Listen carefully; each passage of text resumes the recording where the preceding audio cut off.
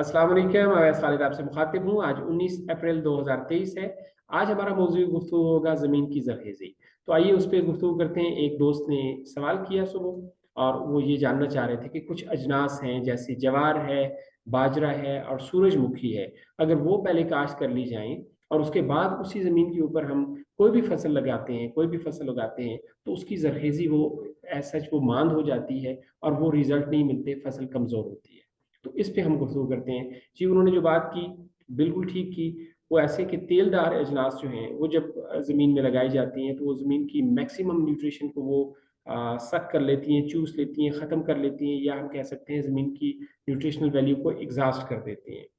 तो इनमें सूरजमुखी टॉप पे है, उसके बाद ज्वार और बाजरा भी है। तो ये लीजिए, ये सूरजमुखी तो आप सब लोग वाकिफ़ हैं सूरजमुखी से। अब हम बाजरा को देखते हैं, बाजरा की शक्ल कैसे होती है। तो ये देखिए, यहाँ पे आप देख रहे हैं, ये आपको बाजरा दिख रहा है। ये इसके सिट्टे हैं ऊपर, ये स्ट्रेट तरह के होते हैं।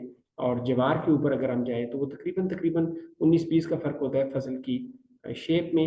बहरहाल ऊपर जो सिट्टा होता है उसका, उसके जो झाड़ होता है वो थोड़ा-सा खुला हुआ होता है।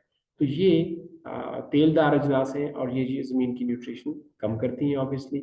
तो अब हम जब हमारे एक दोस्त कमलाना साहब ने क्या किया है कि उन्होंने मैं यहाँ पे आपके साथ शेयर भी कर देता हूँ। ये देखें, अब हम जो हमारे अ, हम असल में बेसिकली हमारा मौज़ूअ गुफ्तगू तो यही होता है, जीवन होता है। तो ये देखें, हमारे पास जीवन का सीड है और ये मेरे हाथ पे रखा हुआ था जब हमने लिया। तो वाइट पिंड दादन खान का सीड है और यहाँ पे हमने पिंड करोड़ पक्का से सीड कुछ एक्वायर किया है और वो है थोड़ा-सा गोल्डन, लाइट गोल्डन, और दोनों जेन्युइन जीवन हैं। और हमने इनको सोइंग की और मुख्तलिफ तजर्बात हम इनके ऊपर कर रहे हैं। तो ये देखिए, ये उसका दूसरा, ये नॉर्मल सीड, मैंने कोई जंबो साइज़ नहीं है, एक जीवन का आम सीड मैंने उठाया और ये आपको दिखा रहा हूँ। तो ये देखें, ये बेबी सीड या कॉर्न जिसे बोलते हैं, ये सीड यहाँ पे इसकी बेस पे लगा होता है। ये अल्लाह ताला ने कुदरती एक निज़ाम रखा है कि उसकी कोडिंग आगे चलती रहे और आपका सीड ख़त्म ना हो। तो यहाँ पे होता है और एक-एक बल्ब के साथ कई-कई कॉर्न्स होते हैं। ये इनको जब आदमी सो करता है कॉर्न को, तो अगले साल क्राउन निकलता है जो कि प्याज की शेप की होती है।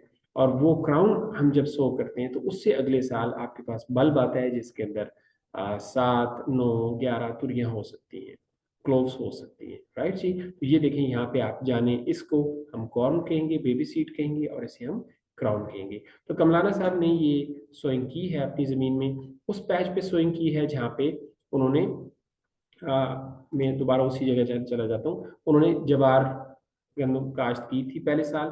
अब जब उन्होंने ये किया तो इस साल ये फसल कमज़ोर निकली।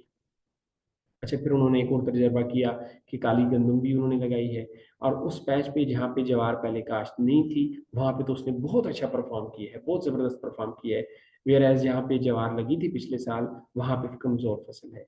तो इससे साबित ये होता है कि जहाँ पे तेलदार अजनास लगाई जाती हैं, वो आपकी ज़मीन की ज़रख़ेज़ी को माँग करती हैं। तो अब मौज़ूए गुफ्तगू फिर वहीं आ जाता है कि हमारा गार्लिक के ऊपर हमारा चूँकि फ़ोकस है, तो ये जब हम गार्लिक लगाते हैं, कॉर्न लगाएँ, क्राउन लगाएँ या बल्ब लगाएँ, तो उससे पहले आप अपनी ज़मीन की प्रिपरेशन के ऊपर खूब ध्यान दें। और इन्हीं चीज़ों को, ये हमने जो डिस्कस किया है, अगर आप जंतर लगा देते हैं, ये देखें यहाँ पे हमारे पास जंतर क्रॉप भी है।